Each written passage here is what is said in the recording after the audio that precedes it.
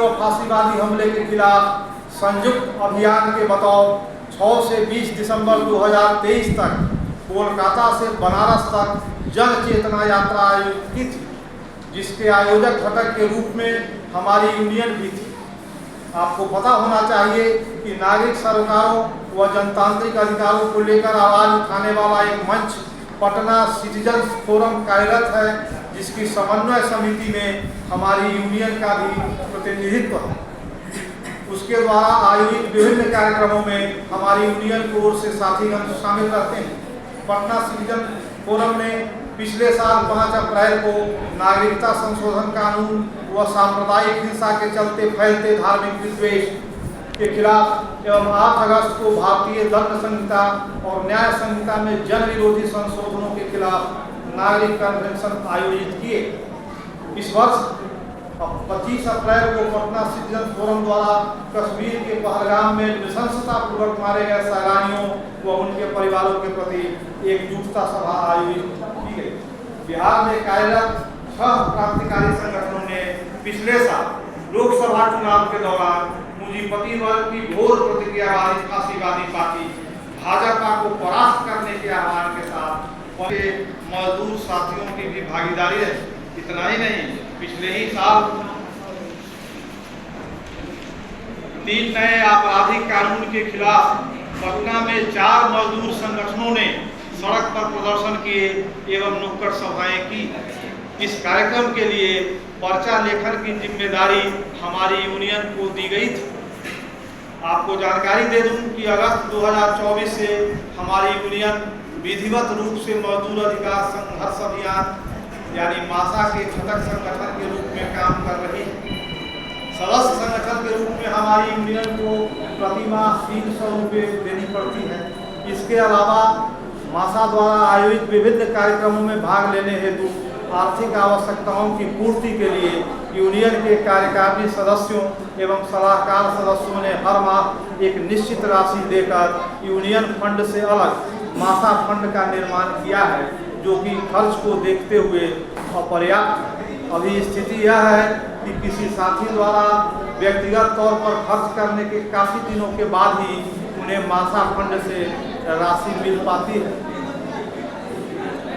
मासा से जुड़ने के बाद हमारी यूनियन मजदूर वर्गीय हितों व एकता को लेकर पहलकदमियां ले रही।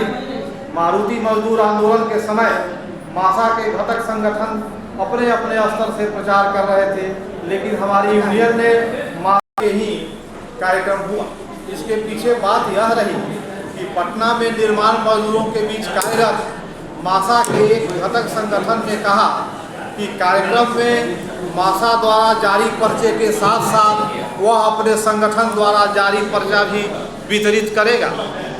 हमारी यूनियन का कहना था कि संयुक्त कार्रवाई में संयुक्त रूप से स्वीकृत सिर्फ मासा का पर्चा ही वितरित किया जाना चाहिए, लेकिन सहमति नहीं बनी। इस मामले को मासा की मई महीने में हुई अर्धवार्षिक बैठक में हमारी यूनियन द्वारा उठाया गया। बैठक में संबंधित घटक संगठन ने स्वीकार किया कि यह ठीक नहीं हुआ, गलती हुई है और आगे से ऐसी बात नहीं होगी। उपरोक्त बैठक में हमारी यूनियन द्वारा प्रस्तावित किया गया कि मई दिवस, नवंबर क्रांति जैसे महत्वपूर्ण व ऐतिहासिक तिथियां मजदूरों को प्रेरणा देती हैं, उन्हें मासा द्वारा देशव्यापी स्तर पर संयुक्त रूप से मनाया जाना चाहिए। के चक्कर कर दिया गया।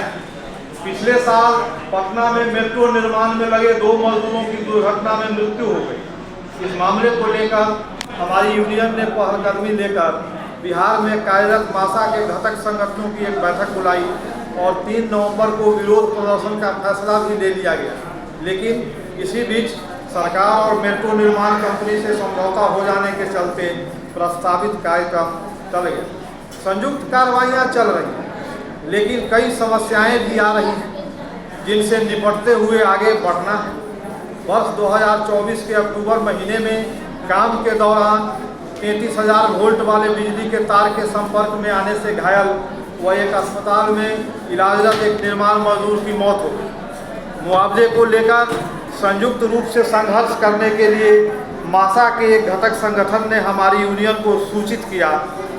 हमारी यूनियन के साथी अस्पताल में मुआवजा दिलाने तक जमे रहे, लेकिन अगले महीने जब हमारी यूनियन के एक साथी मुन्ना चौक चौराहे पर मजदूरों से यूनियन में संगठित होने का आह्वान कर रहे थे, उसी समय उक्त घटक संगठन से जुड़ा एक मजदूर झूठ बोलते हुए चौक पर जमा मजदूरों के बीच हमारी यूनियन के बारे में भ्रम और संदेह पैदा करने की कोशिश कर रहा था। वह कह रहा था, ये लोग संघर्ष नहीं करते हैं, यह यूनियन मजदूरों की लड़ाई नहीं लड़ती। कहना न होगा कि मजदूर वर्ग की ताकत सच्चाई के आधार पर संघर्ष करना है, लेकिन ऐसे मजदूर जो झूठ बोलकर तिकड़म से मजदूरों को अपनी यूनियन में शामिल कर अपनी यूनियन को मजबूत करने का भ्रम पाले हुए हैं, दरअसल वे अपनी यूनियन को कमज़ोर कर रहे हैं और मजदूर वर्गीय एकता व मजदूर आंदोलन को क्षति पहुंचा रहे हैं।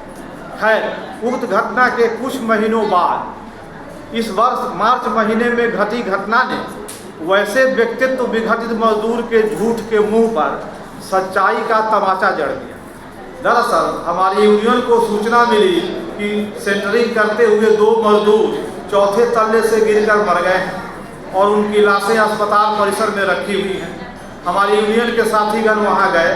वहां पर पहले से ठेकेदारों की एक यूनियन एवं उपरोक्त घटक संगठन के 3-4 साथी भी मौजूद थे, लेकिन उन साथियों ने इस बात का खुलासा नहीं किया कि मृतक मजदूरों में से एक मजदूर उनकी यूनियन का सदस्य है।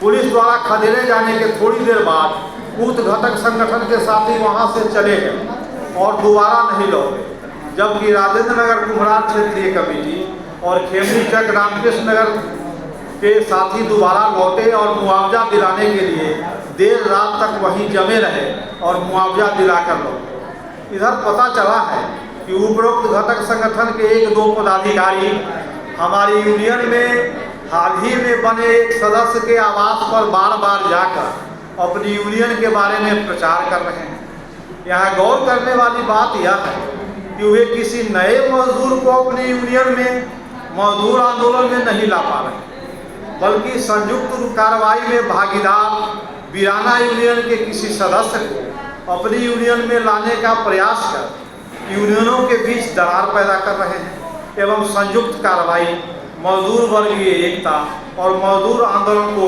क्षति पहुंचा रहे हैं। कोई भी हरकत